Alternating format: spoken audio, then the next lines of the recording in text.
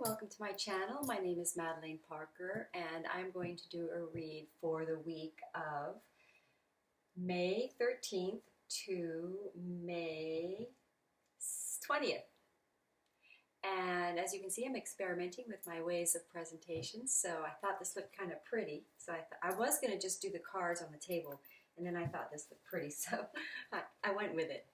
But leave your comments if you prefer it flat out. I'm happy to do it that way too. All right, so I am going to quickly talk about some of the transits that are currently happening. We have Saturn retrograding yesterday, started retrograding yesterday.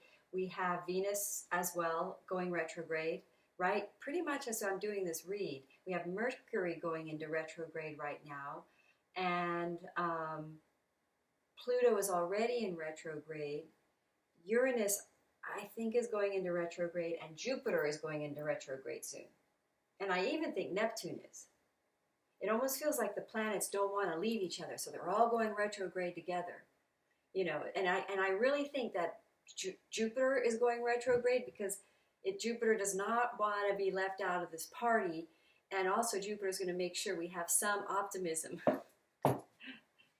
So Jupiter is staying in the picture, staying with the conjunction pretty much. All right, so let's have a look at this week because it's very fascinating if you think about it. These are major planets that move very slowly, so the impact is stronger. And these are sort of soul shifts, pivoting points. And this is like, in many people's lives that aren't tuned into astrology, they're going to remember this time. They're going to look back and go, wow, that really was the point at which my whole life took a pivot, you know. So let's have a look. I'm going to pull the cards out. I'm going to see how long I get into the read. I might go into each one of the signs. Did I mention Venus retrograde? I may have forgotten to add Venus retrograde, which may be the most powerful energy in this read. That's why I like doing these tarot divination reads along with astrology, because when you study astrology, or at least when I do, it's hard for me to know exactly which is the dominant aspect of this sort of collective astrological story. And the cards kind of link it all together for me, which I think is really fun. And so thank you, by the way, for joining me for this and watching. So, all right.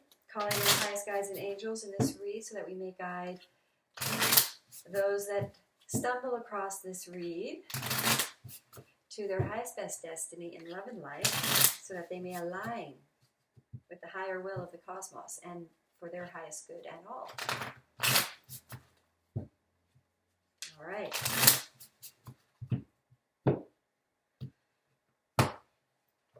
This card, I turned it upside down in the deck because I decided to make it a twin flame secret card. And I forgot to turn it around. And that is very much a Venus retrograde energy, because the Venus retrograde, there was a cycle, I think, of 8 years ago in May, when I know a lot of people I read for met their twins. And so a lot of the astrologists are talking about these energies being returned, or these situations being returned for resolution and resolve. The Moon card, I bought this deck and I didn't realize how hard it is to see it. Anyway, I will talk us through this read. All right. Well, you know, again, we have two cards indicating reunions here. We've got Knight of Cups. Knight of Cups hit in the very first read. Then we have the Six of Cups in my divine section of the read. We get the Hanged Man and what does divine want you to think. And then we get Three of Pentacles. So the most sort of dominant message for all this conglomerate of planets that are going on right now is that we have positive reunions in soul-based relationships from the past, reincarnated past life relationships. Superficial energies in love will be highlighted. Look at that, it caught the light. So in other words, it becomes apparent what is just glitter or what is just surface in relationships. And then we get the Ten of Cups, which indicates the desire for the hearted, the fulfillment, the heart fulfillment. Wow. This comes underneath it, the Nine of Cups. So I think this Venus in retrograde with this Saturn in retrograde with this Mercury in retrograde could be commitments from communication, commitments, Saturn, commitments. What did we just talk about? We've got Venus in Gemini, which is about the twin and the divine true love, right? Because it's actually represented by the Lover's card in tarot, which oddly enough did not show up in the read. But the Gemini sign is represented in tarot by the Lover's card. So it's the twin. Okay? And then I put this card in the read to indicate secret sign for a twin flame card. I put it in upside down and it showed up in the read upside down. All right, so we get communication. Knowledge, information coming in, confirming, or knowledge that somebody is now aware that this is a soulmate, truly connected relationship. There is going to be hope around this. Wishes coming true, decisions being made by a divine masculine, a choice. Again, we got the King of Swords and this card above each other, surrounding the divine masculine or emperor, Aries masculine in your life, or boss or father, but somebody having made a decision to let go and cooperate. And because they've come to a connection here with the heart space that the superficialities of what had happened before. Then we get the Devil card it's like they have there's an awareness now being made in the masculine energy within us and amongst us of the egoistic, codependent, or addictive, or because we get both these cards, we're getting this cup, we're getting seven of cups in the heart section and the Devil in the head section. So that is indicating a knowledge of the karmic nature of these superficial choices in love and a desire for a true inspired soulmate, because this is hitting in my divine section, returning from the past in order to make progress, having made a decision to having ended the fears, having clarity around the fears, now making a decision based on a desire to bring this forward in a romantic level.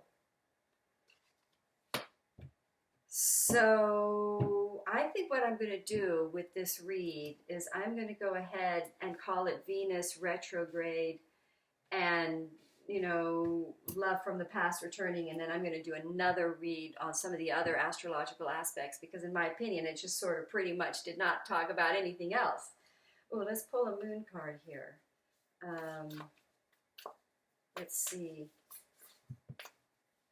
what the moon says. A new start is coming. Okay?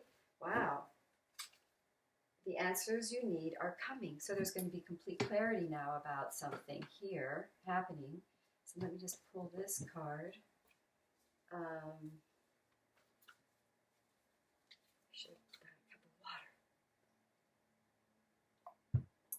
All right, let's have a look.